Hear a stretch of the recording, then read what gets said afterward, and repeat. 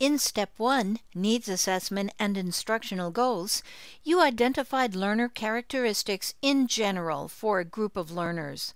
In Step 3, you will determine learner characteristics for actual learners. You'll need to know who your learners are. Why? Because different types of learners will need different types of instruction, and you'll need to plan various instructional strategies to address that. But we'll talk about instructional strategies later.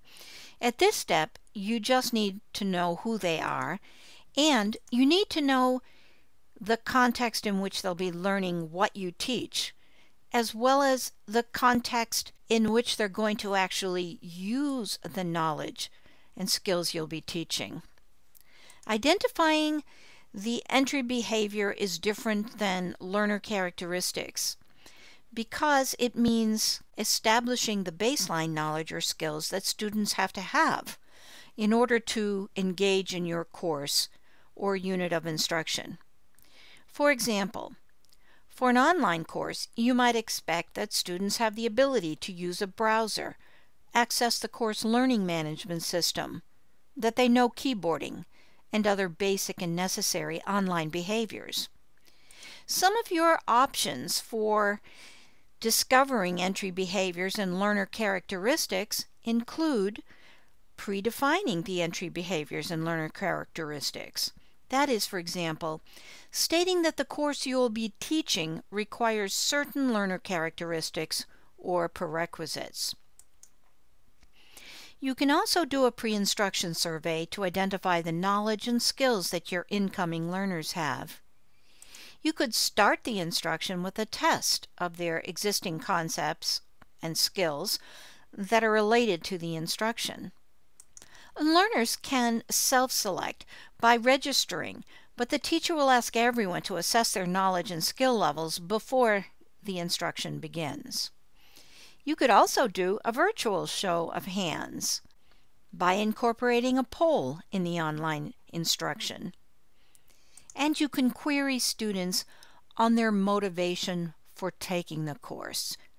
For example, is the course a requirement for them? Is it an option that they're taking because of an interest they have? And so on. As mentioned, we often need to predefine the entry behavior and learner characteristics because we know there will not be adequate time and resources to get them up to that baseline of knowledge and skills that would allow them to engage successfully in the instruction. Another important variable is class size. This also gets important in Step 5 when you consider learner participation with respect to your instructional strategies. For example, will you be able to accommodate a very large class with a particular strategy, or would that strategy only be viable with a smaller group? For school librarians, your information about entry behavior and learner characteristics can come from teachers, the curriculum, known grade benchmarks for learning, and the students themselves. For example, a KWL chart is often helpful. The K stands for what do I think I know, the W for what do I wonder or want to know, and the L stands for what I learned.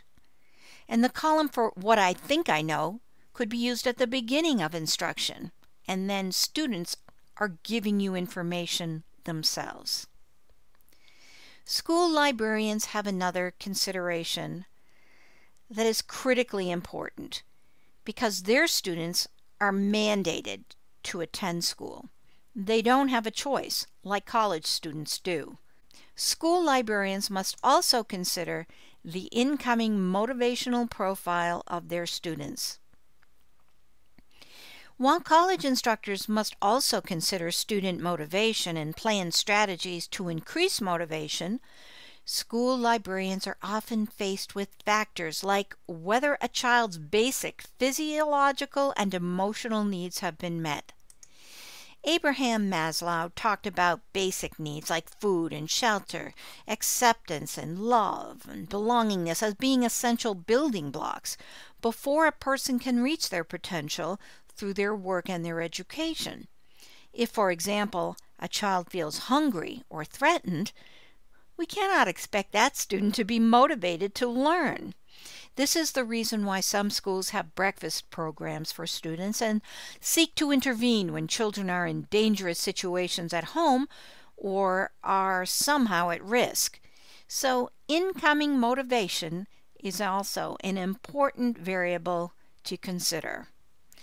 Let's return to college level students so that I can apply some entry behaviors and learner characteristics to this week's example of a goal statement.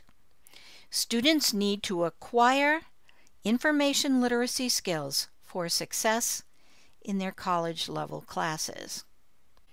Example entry behavior and learner characteristics might include: learners will register for the 1-credit course with the knowledge of the prerequisites.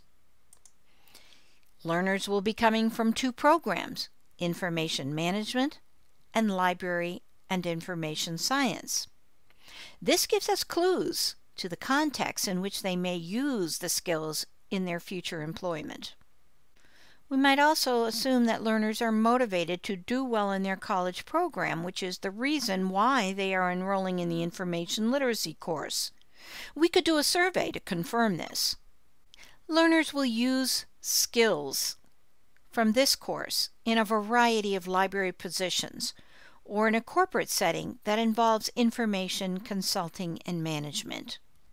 We should also be prepared that some of our learners may need accommodations if there is an identified disability.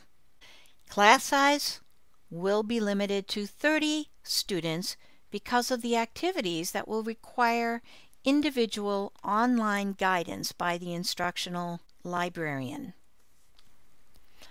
Think about the instruction that you're planning for your capstone project in the D4L series of learning modules.